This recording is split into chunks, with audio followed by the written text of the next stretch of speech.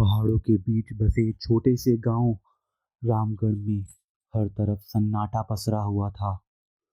उस रात हवा कुछ अलग थी, जैसे उसमें कोई अंधे का डर घुला हो। गांव के लोग जल्दी सो गए थे, क्योंकि पिछले कुछ दिनों से अजीब घटनाएं हो रही थी। कब्रिस्तान के पास से गुजरने वाले लोगों को रात में किसी के कराहने की आवाज सुनाई देती थी। गांव के किनारे एक पुराना कब्रिस्तान था, जहां कई साल पहले एक अजनबी आदमी को दफनाया गया था। किसी को उसका नाम तक नहीं पता था। बस इतना पता था कि वह आदमी मरने से पहले बार बार कह रहा था कि वह वापस आएगा। लोग उस बात को पागलपन समझकर भूल गए थे, लेकिन अब वही बात फिर से याद आने लगी थी। गांव में एक लड़का था, नाम था मोहन। वह थोड़ा बहादुर और जिज्ञासु था। उसने कई बार उन आवाज़ों को खुद सुना था। एक दिन उसने अपने पिता से कहा कि वह सच्चाई जानना चाहता है। उसके पिता ने उसे सख्ती से मना किया, लेकिन मोहन के मन में डर से ज़्यादा जिज्ञासा थी। एक रात जब पूरा गांव सो रहा था, मोहन चुपके से घर से निकल पड़ा। हाथ में एक छोटी सी लालटेन थी। वह धीरे धीरे कब्रिस्तान की तरफ बढ़ा। जैसे ही वह पास पहुंचा, हवा और ठंडी हो गई। पेड़ों की परछाइयां जमीन पर ऐसे फैल रही थी जैसे उन्हें खींच रहा हो। कब्रिस्तान के अंदर कदम रखते ही मोहन को एक अजीब सी गंध महसूस हुई। उसने लालटेन ऊंची की और चारों तरफ देखा। सब कुछ शांत था, लेकिन उस शांति में एक डर छिपा हुआ था। तभी उसे वही कराहने की आवाज सुनाई दी जो पहले भी वह सुन चुका था। आवाज एक कब्र की तरफ से आ रही थी। मोहन धीरे धीरे उस तरफ बढ़ा। जैसे ही वह पास पहुंचा, उसने देखा उस कब्र की मिट्टी हल्की हल्की हिल रही है। उसका दिल तेजी से धड़कने लगा।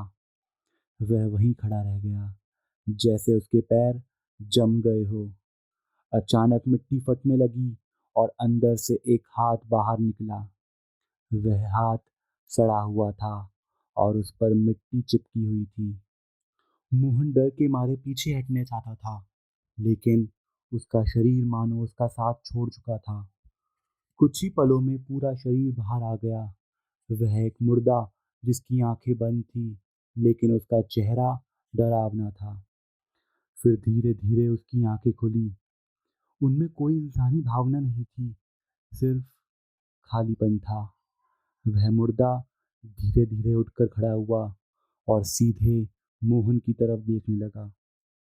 उसकी चाल बहुत अजीब थी, जैसे हर कदम पर उसका शरीर टूट रहा हो। मोहन डर के मारे पीछे हटने लगा और फिर अचानक मुड़कर भागा। वह जितनी तेज भाग सकता था, उतनी तेज भागता रहा। पीछे से उसे कदमों की आवाज आ रही थी। वह घर पहुंचकर दरवाजा बंद कर लिया और पूरी रात डर से कांपता रहा।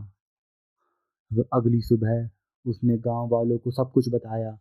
पहले तो किसी ने बात पर यकीन नहीं किया, लेकिन जब कुछ लोग कब्रिस्तान गए तो उन्होंने देखा एक कब्र सच में खुली हुई थी और उसके अंदर कुछ नहीं था। गांव में डर फैल गया। लोग अब उस जगह के पास जाने से भी डरने लगे। लेकिन असली डर तब सामने आया जब गांव के एक बुजुर्ग ने मोहन से एक बात पूछी। उसने कहा, जब तुम भाग रहे थे तो क्या तुमने पीछे मुड़कर देखा था कि वह मुर्दा तुम्हारे पीछे ही था? मोहन ने धीरे से सिर हिलाकर मना किया। बुजुर्ग ने गहरी सांस ली और कहा, क्योंकि कल रात गांव के दूसरे छोर पर रहने वाले रामलाल की मौत हो गई। उसके गले पर वही निशान थे, जैसे किसी ने उसे पकड़कर दबाया हो, और उसका घर कब्रिस्तान के बिल्कुल उलट दिशा में है। यह सुनकर मोहन के पैरों तले जमीन खिसक गई।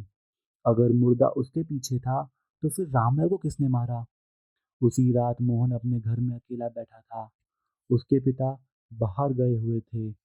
अचानक उसे कमरे के बाहर किसी के चलने की आवाज सुनाई दी। वह धीरे से दरवाजे के पास गया और अंदर से झांकने लगा। बाहर आंगन में कोई खड़ा था।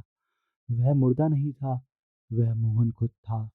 उसी चेहरे के साथ, उसी कपड़ों में, लेकिन उसकी आंखें बिल्कुल खाली थी। मोहन का दिल जैसे सीने से बाहर निकलने को था।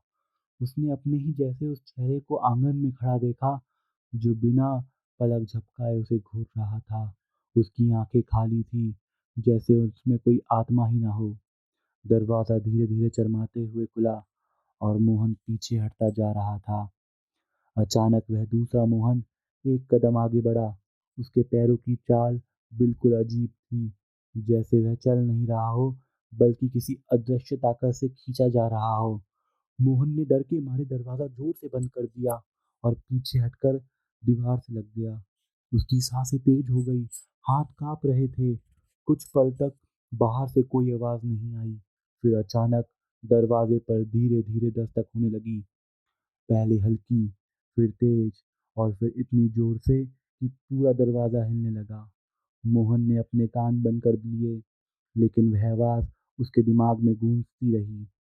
तभी बाहर से एक आवाज आई, बिल्कुल उसकी अपनी जैसी। दरवाजा खोलो मोहन, मैं हूँ, तुम्हारा ही साया। मोहन की आंखों में डर साफ दिख रहा था। उसने हिम्मत जुटाई और धीरे से खिड़की की तरफ बढ़ा। उसने पर्दे के पीछे से झांक कर देखा। आंगन में वही खड़ा था, लेकिन अब उसके चेहरे पे एक अजीब सी मुस्कान थी, जो इंसानी नहीं लग रही थी। अचानक वह चेहरा बदलने लगा। उसकी त्वचा काली पड़ने लगी, आंखें गहरी हो गई और मुंह से खून टपकने लगा।